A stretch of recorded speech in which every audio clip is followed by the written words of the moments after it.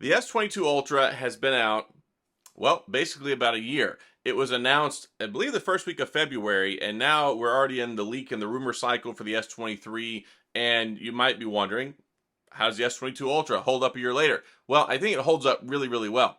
And I said this basically all of last year that I think the S22 Ultra is the best phone that Samsung has ever made. They did a fantastic job with it. Basically, all the little refinements and enhancements here and there made for a really great phone. I wasn't a big fan of the Note 20 Ultra. I wasn't the biggest fan of the S21 Ultra, but when you combine everything together, you put the S Pen inside of here, and you kind of assimilate a lot of the characteristics into this one gorgeous and fantastic phone. And gorgeous is definitely a word that I like to use. So I got the white color, and it looks amazing. And if we remember back to when the S22 Ultra came out, they had the burgundy color. Of course, they still have it, but the burgundy color, it looked really pink. Like, it looked very, very pinkish, and that's not a problem. It just wasn't my personal preference. So when I saw it, I thought, okay, definitely going to get the white one. I have a history of getting the white models, especially for like the notes and stuff, and I totally love the white color. It looks really good, very classy, very sophisticated, and it matches really well with my case.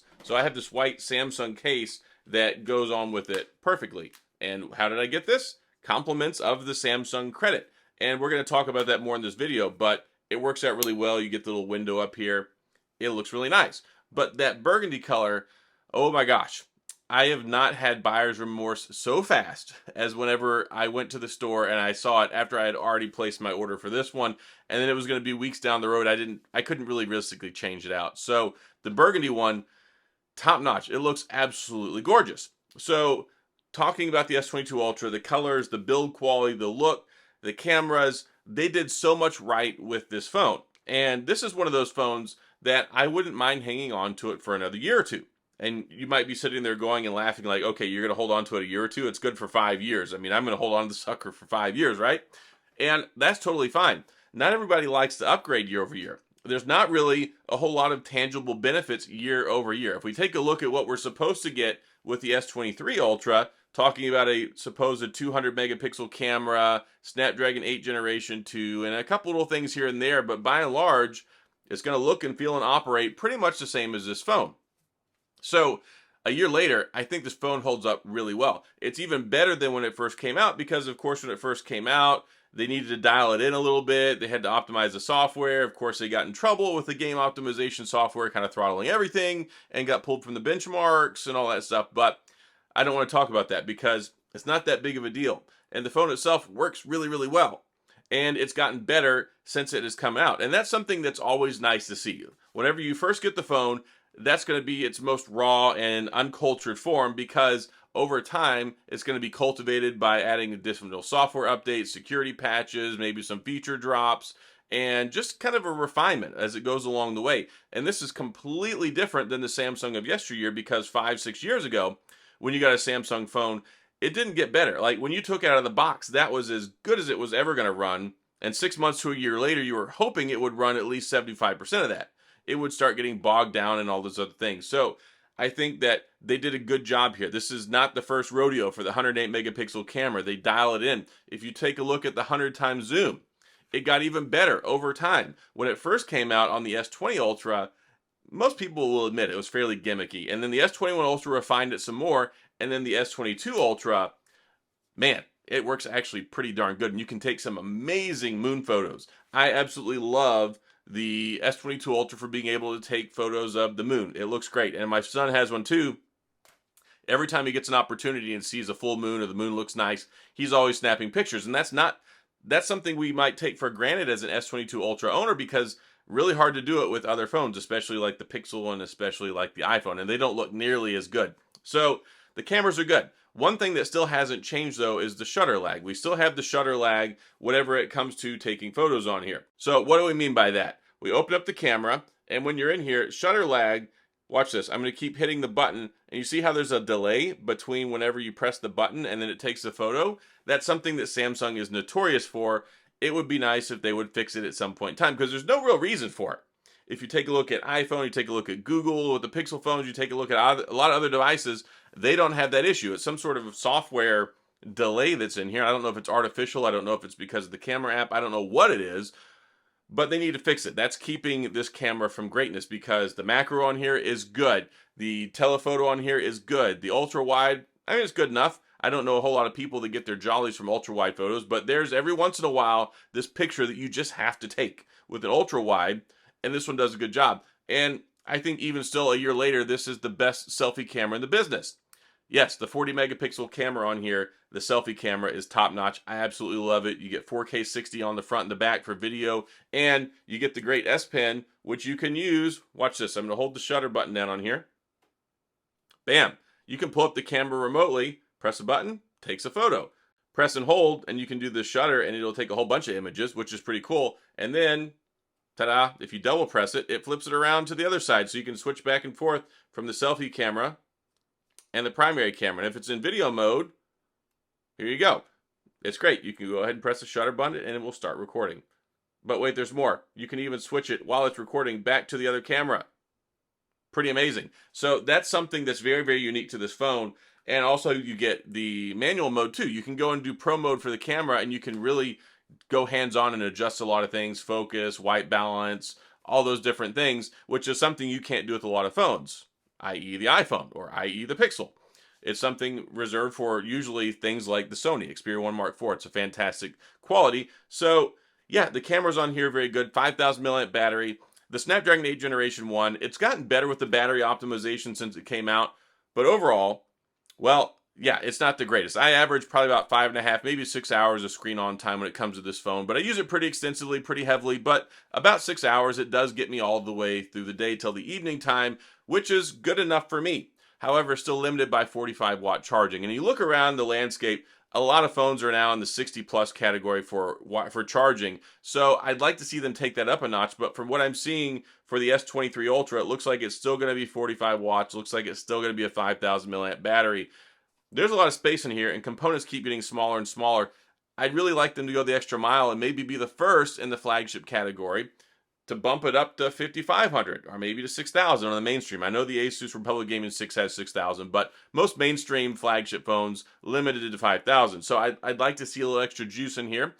Great stereo speakers. A Dolby Atmos is fantastic. There is no better phone than a Samsung to listen to with true wireless earbuds because it just takes it up an extra notch.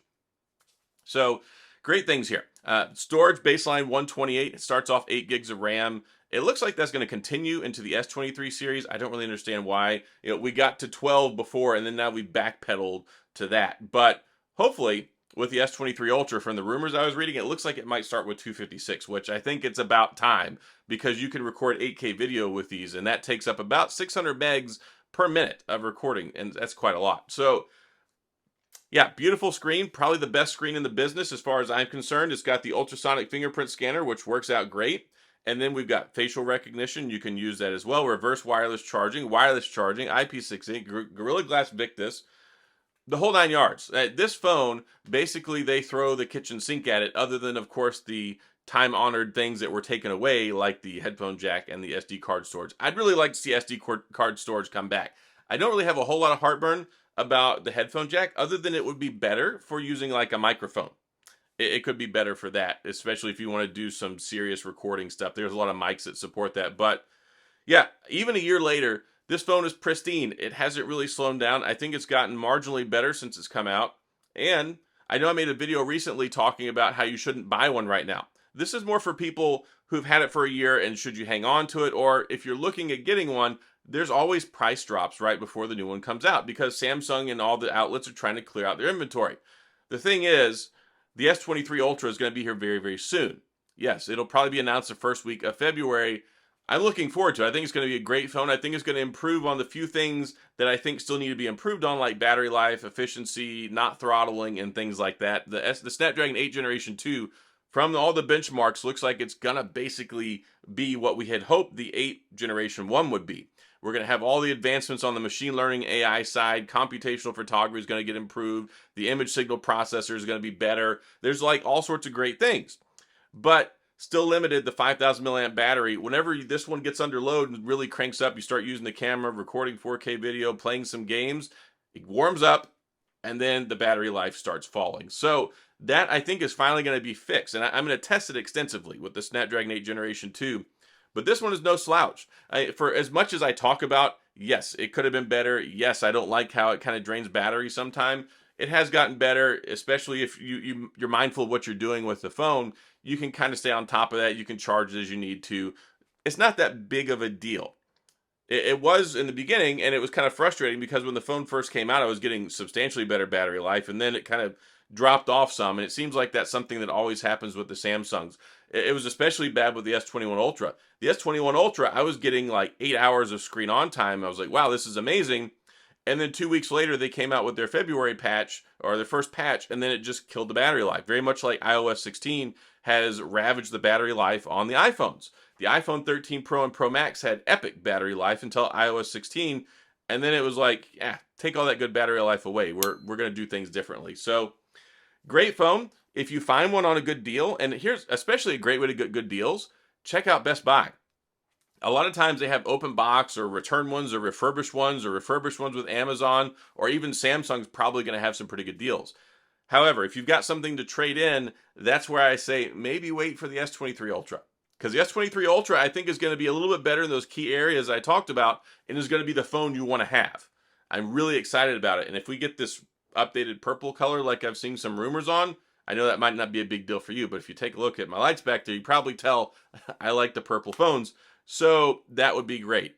Not a big seller for most other people for the color, but I think the Snapdragon 8 Generation 2 is going to be a big game changer. I think battery life's going to be better. I think we're going to see a jump in some of the camera quality stuff, especially post-processing. I do worry though, because the S23 Ultra is rumored to have a 10 megapixel selfie camera, the same one on all three. There was a big differentiator between the S22 Plus and the Ultra, because the Ultra had the 40 megapixel while the S22 and Plus had the lesser quality one, which is okay. But the one on here a year later is still the best. I would be even okay with them keeping it again, get those refinements with the computational photography, the updates on the machine learning and AI with the Snapdragon 8 Generation 2, the new image signal processor.